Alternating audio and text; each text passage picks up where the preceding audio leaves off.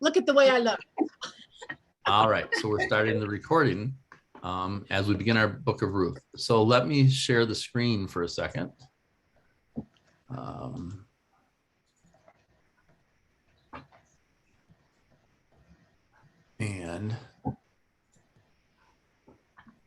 you see that? Yes. All right. Where to go to right there? Where are we? I've got a whole bunch of We're stuff. starting the book of Ruth. Oh my goodness, I missed one week and Right after Judges. All right. A lot of oppression. The book of Ruth.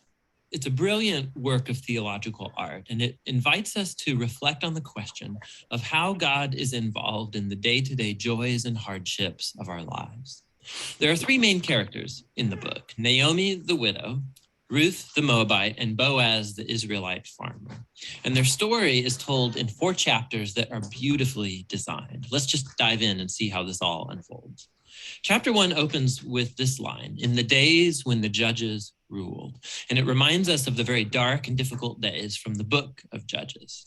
And here we meet an Israelite family in Bethlehem, struggling to survive through a famine. And so in search of food, they move on to the land of Moab, Israel's ancient enemy.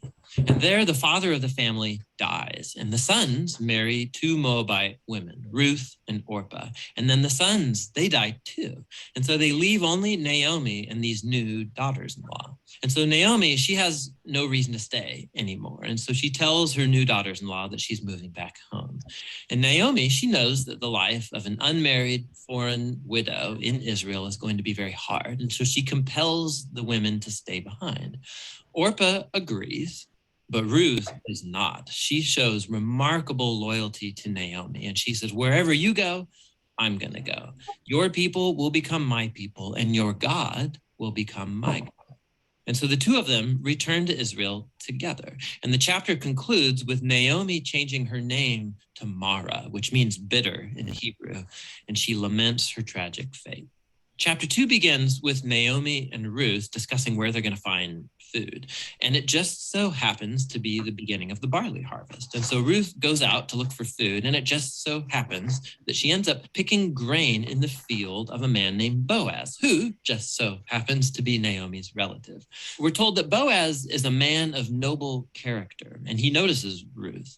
And so after finding out more about her story, he shows remarkable generosity to her. He makes these special provisions so that the immigrant Ruth can gather grain in his field. And in doing so, Boaz is actually obeying an explicit command of the Torah to show generosity to the immigrant and the poor. Boaz is so impressed by Ruth's loyalty to Naomi. He prays for her that God will reward her for her boldness. So Ruth comes home that day, and Naomi finds out that she met Boaz, and she is thrilled. She says Boaz is their family redeemer. Now, this family redeemer thing, this was a cultural practice in Israel where if a man in the family died and he left behind a wife or children or land, it was the family redeemer's responsibility to marry that widow, to take up the land and protect that family. So Naomi, she begins to hope that perhaps there might still be a future for her family. Chapter 3 begins with Naomi and Ruth making a plan to get Boaz to notice their situation. So Ruth is going to stop wearing clothes of a grieving widow, and she's going to show signs that she's available to be married. And so Ruth goes to meet Boaz on the farm that night. And as she approaches, Boaz wakes up and he's totally startled. And Ruth makes her intentions very clear. She asks if Boaz will redeem Naomi's family and marry her. Boaz is once again amazed by Ruth's loyalty to Naomi and her family, and he calls Ruth a woman of noble character. It's the same term used to describe the woman of Proverbs 31. So Boaz tells Ruth to wait until the next day, and he will redeem both Ruth and Naomi legally before the town elders. And so the chapter ends with Ruth returning to Naomi, and they marvel together at all of these recent events. In chapter 4, it all comes together. It turns out at the last minute, Boaz discovers there is a family member who's closer to Naomi than he is, and he's actually eligible before him to redeem the family. But at the last second, this family member finds out that he's going to have to marry Ruth, the Moabite, and so he declines. But Boaz, remember, he knows Ruth's true character, and so he acquires the family property of Naomi, and he marries Ruth. And so just at the beginning, how Ruth was loyal to Naomi's family, so now Boaz is loyal to Naomi's family as well. The story concludes with a reversal of all of the tragedies from chapter 1. So the death of the husband and the sons is reversed as Ruth is married again and gives birth to a new son, granting joy to Naomi. And this symmetry between the opening and the closing, it's even more remarkable. So remember, the opening tragedy was followed by a great act of loyalty on the part of Ruth. And that is now matched by Boaz's act of loyalty that leads to the family's final restoration. And this symmetry, it highlights the design of the internal chapters as well. So each of the chapters begins with Naomi and Ruth making a plan for their future. And that's followed by a providential meeting between Ruth and Boaz. And each chapter concludes with Naomi and Ruth rejoicing at what's taken place. This story is beautifully designed, and that design actually connects with a really interesting feature of the story, and that's how little God is mentioned. Right? The characters talk about God a few times, but the narrator actually never once mentions God doing anything directly in the story, and that's its brilliance. Because God's providence is at work behind every scene of this story, weaving together the circumstances and choices of all these characters. So Naomi, her tragedy leads her to think that God is punishing her, but actually the whole story is about God's mission to restore her and her family. And he's doing so through Ruth, through her boldness and loyalty, which brings healing to Naomi's life, but not without Boaz, who's a no-nonsense farmer who's full of generosity and loyalty. And so God uses his integrity combined with Ruth's boldness to save Naomi and her family.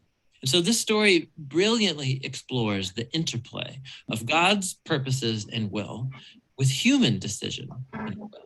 God weaves together the faithful obedience of his people to bring about his redemptive purposes in the world. And that leads to the real end of the story. The book of Ruth concludes with a genealogy, showing how Boaz and Ruth's son, Oved, was the grandfather of King David, from whom came the lineage of the Messiah. And so all of a sudden, these seemingly mundane, ordinary events in this story are woven into God's grand story of redemption for the whole world. And so the book of Ruth invites us to consider how God might be at work in the very ordinary, mundane details of our lives as well. And that's what the book of Ruth is all about. All right. Well, there were a couple of things. I just want to show you a couple of things as long as I'm sharing. We'll turn that off first. Where's my Judges chapter? Leviticus.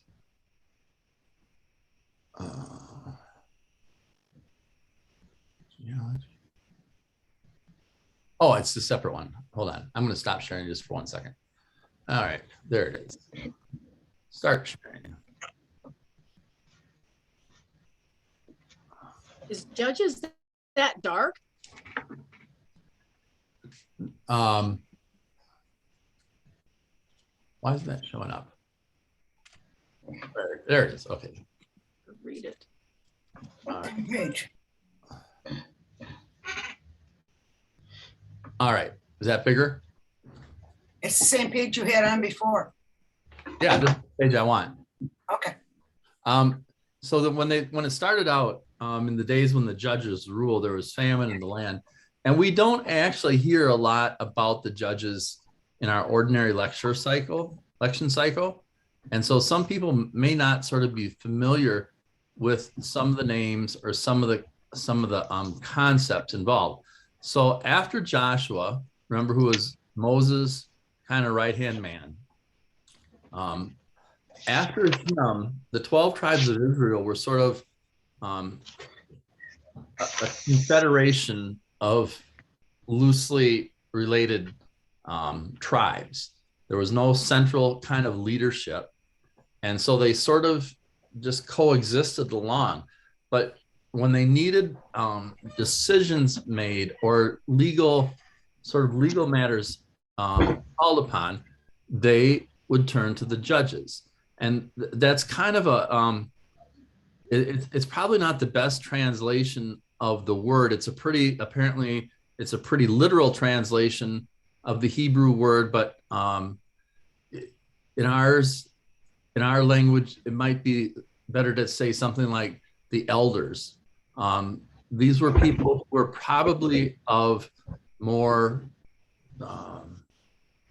upper class families, leading families in their community. And so the judges ruled or administered Israel. Hold on, I'm gonna shut the door.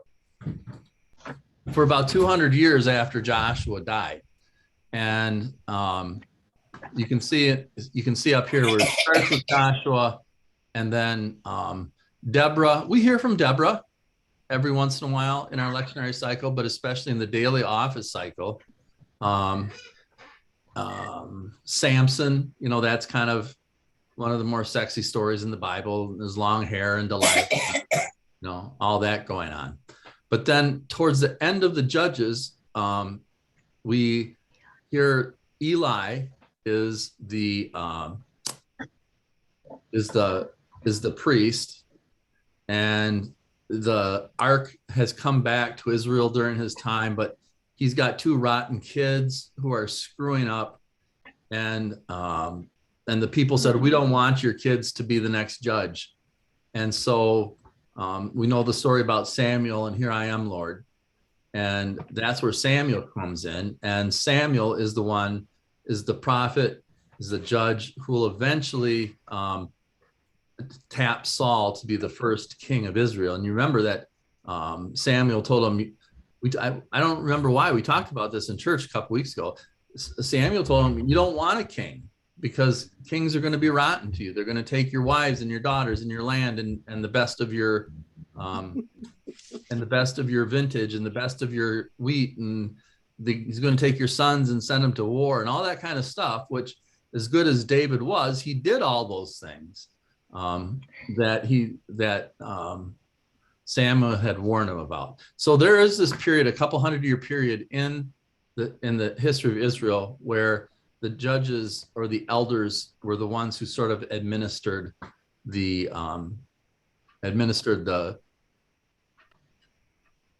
country as loosely as it was configured. And then one last thing, and this is, they refer to this Jesus lineage. All right. Zoom. Share again. Right there.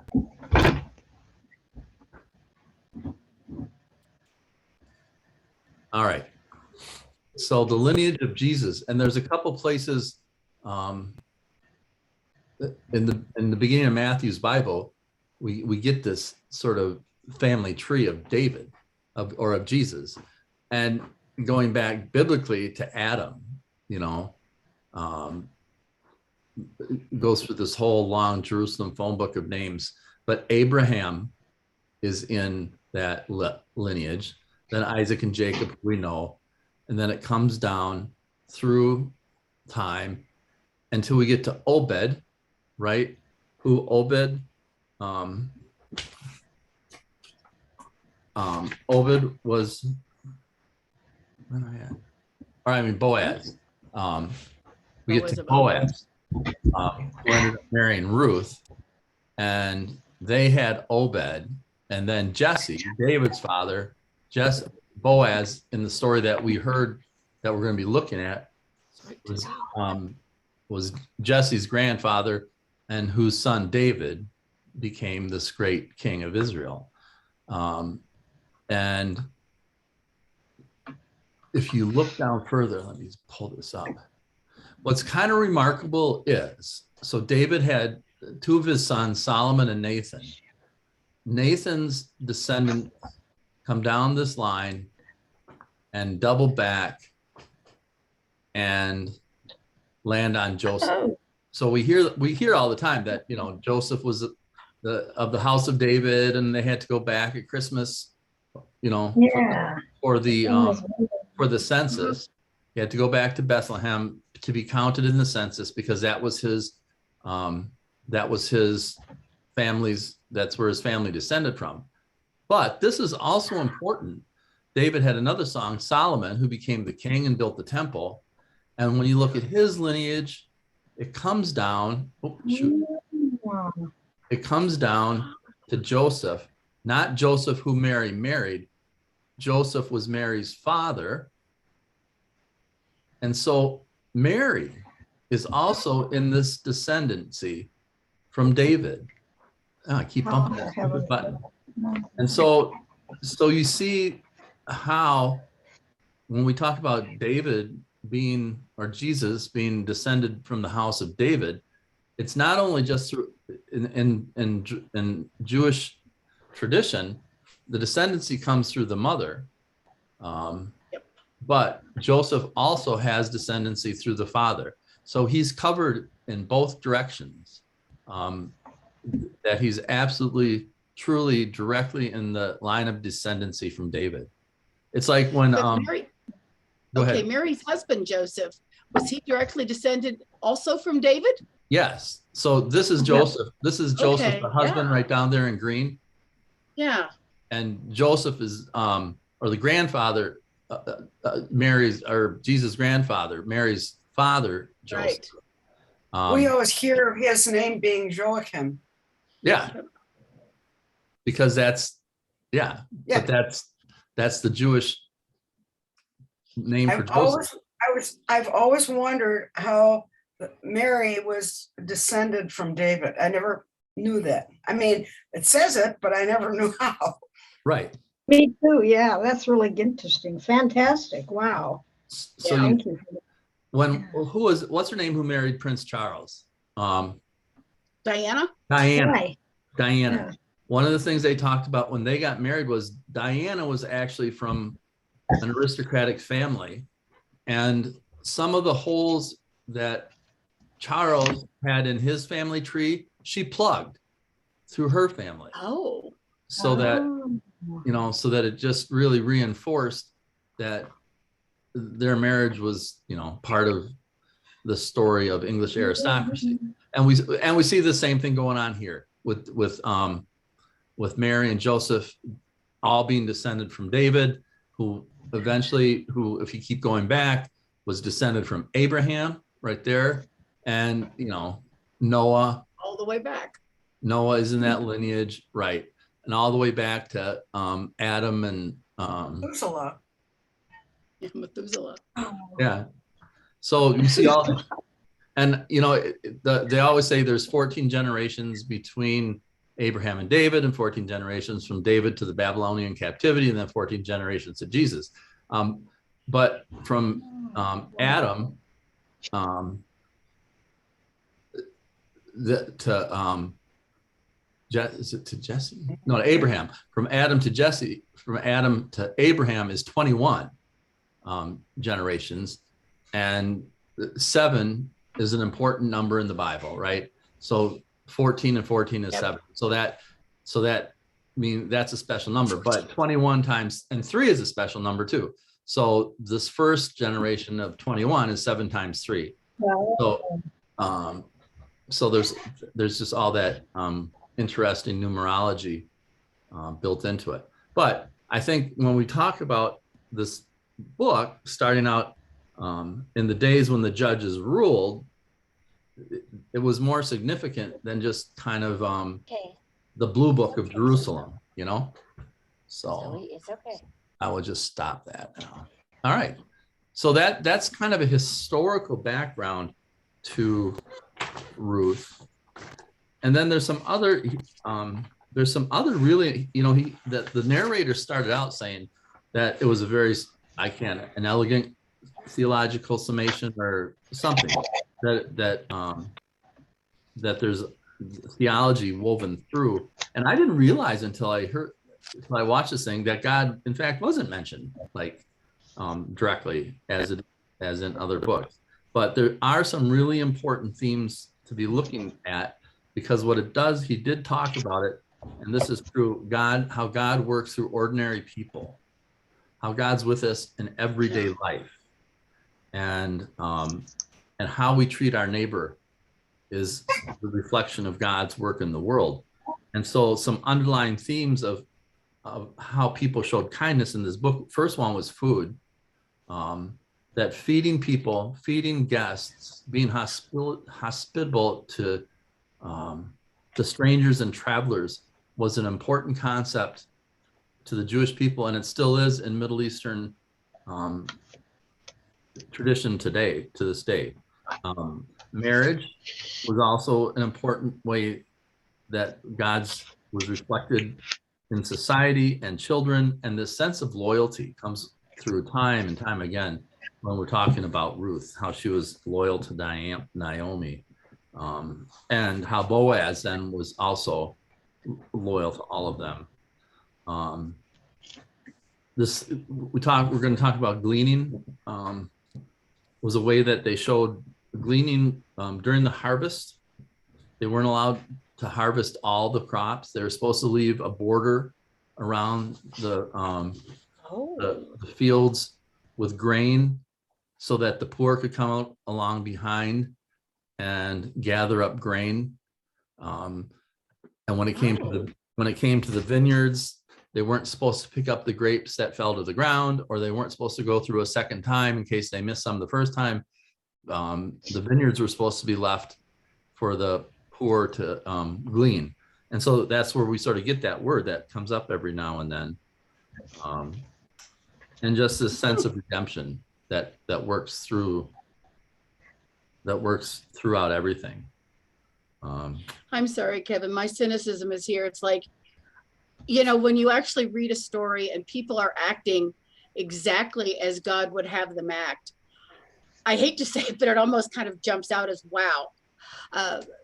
Too often that's not the case. It's just not. It was a religious obligation to leave some for the gleaners. Right. I've always found it interesting, the dichotomy or the attitudes towards foreign wives, because when they returned from the exile, they were told to put aside their foreign wives with the idea that Judaism had to be pure. And here we have a story that promotes a foreign wife. And it wasn't so much as the wives were foreign, it's that the wives worshiped other gods. And that when you introduce, and that happened like Solomon. King Solomon had, I probably told you this, it took a whole semester of Hebrew to translate the sentence. King Solomon had many, many wives. That's all I remember. That's all I remember from Hebrew. But I love Hebrew. he went off track because he didn't forbid his wives. The foreign wives brought along with them foreign gods.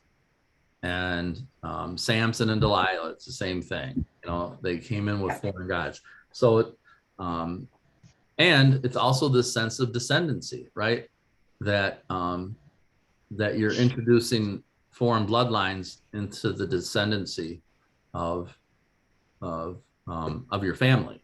So that's why this story is Ruth. This book is kind of remarkable in many ways. Was it that exceptional that Ruth decided to go with her mother-in-law and just say, your gods will be my gods? I mean, well, remember, you know, at this time, there were no social safety nets. She was widowed. Ruth was widowed. And then both of her sons who married Naomi and the other one, Naomi was widowed.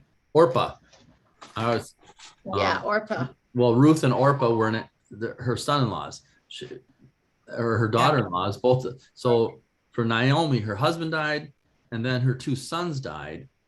And the social safety net at that time was that your family would take you in, you know, and take care of you when bad things happened.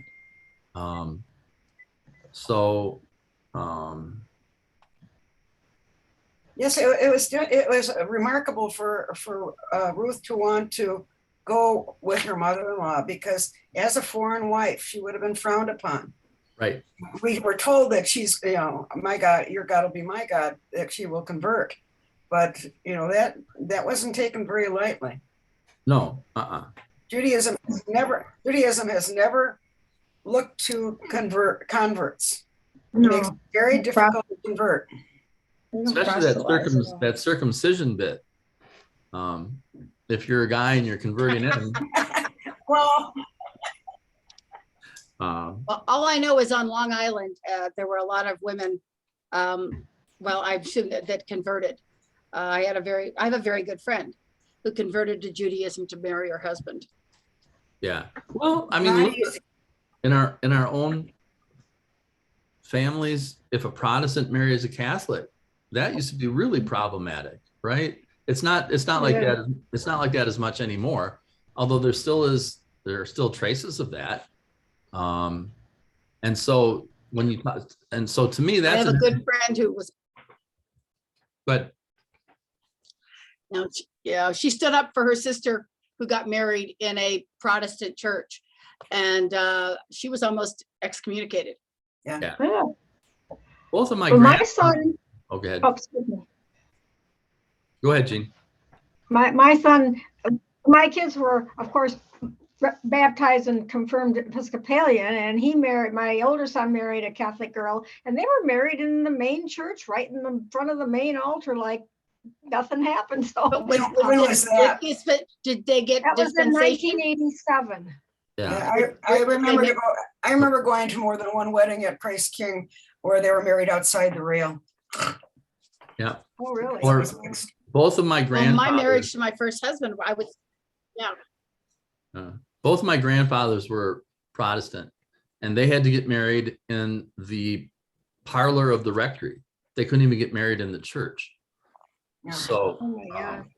and then they had to promise to bring the kids up Catholic. So, yeah. But I think when you look at the anti-Catholic sentiment in this country, that started during the great immigrations of people from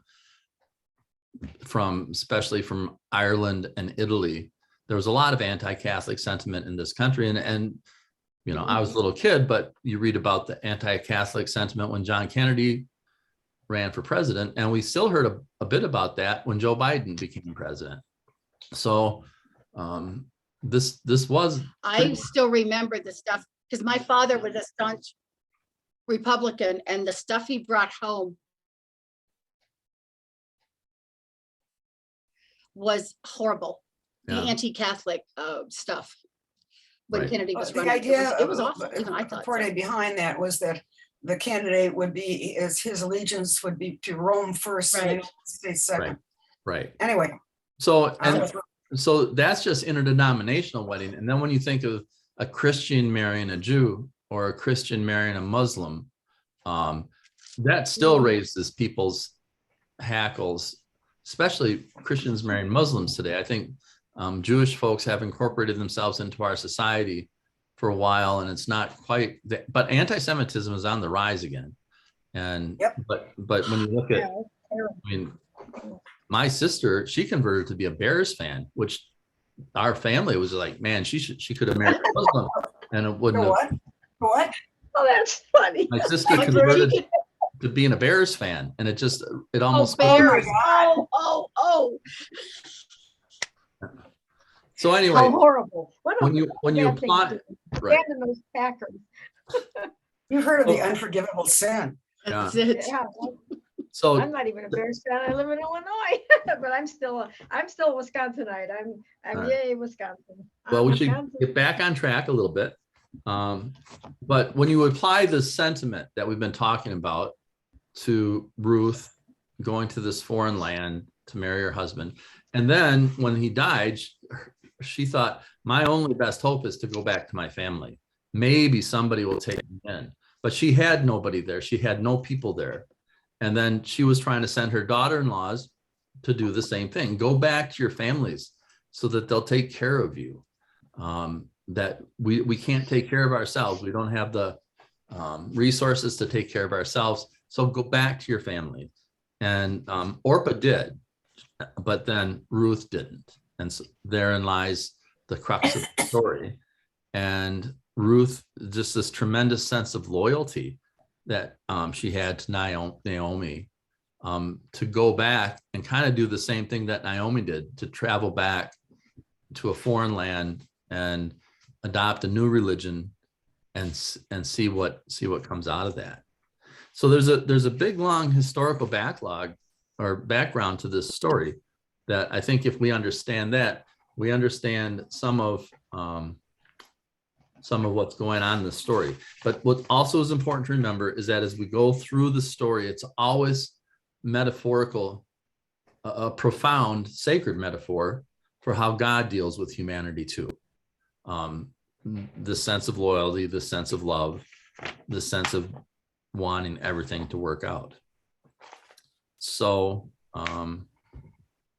so I think with that, we could maybe, what time is it? Maybe we get through the first, just peruse the first. This is only four chapters long. So if you haven't read it from start to finish, it's a 15-minute read. So so hop in and have a look at it. But we in the prologue, or in the first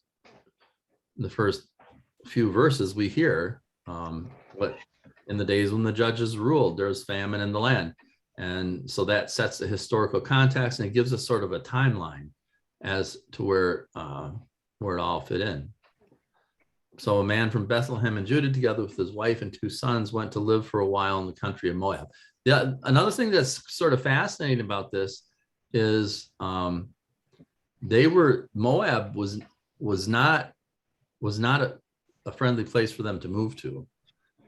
They were sort of moving into enemy territory, and the Moabites, where's that chart?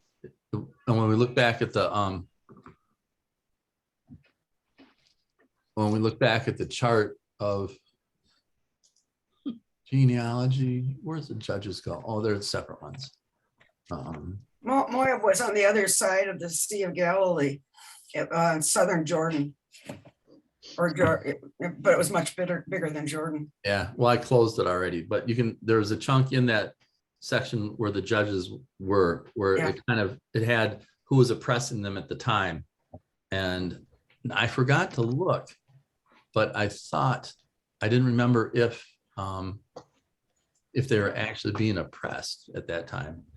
But anyway, it wasn't a friendly place to go to.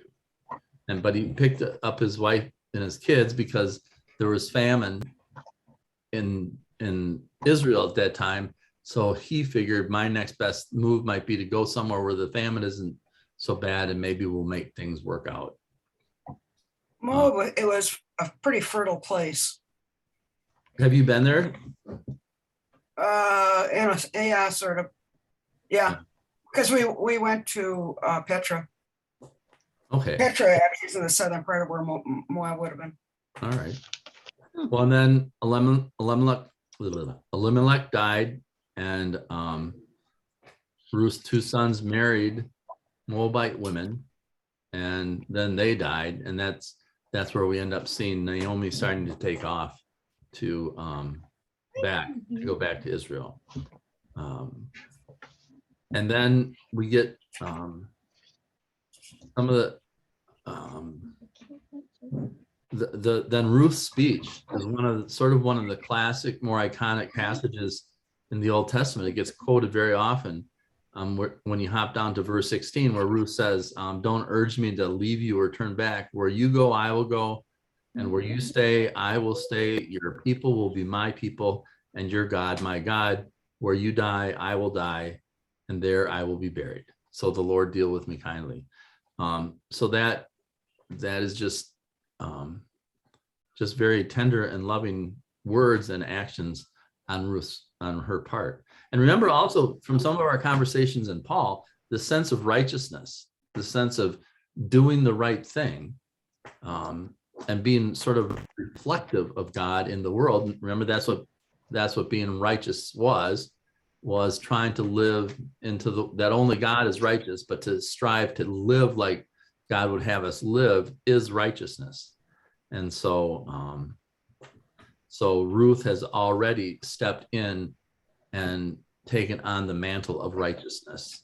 like would be expected of the people of Israel. And then Naomi returned from Moab and accompanied by Ruth the Moabite, and they arrived in Bethlehem as the barley harvest was beginning. So I think that might be a good place to stop.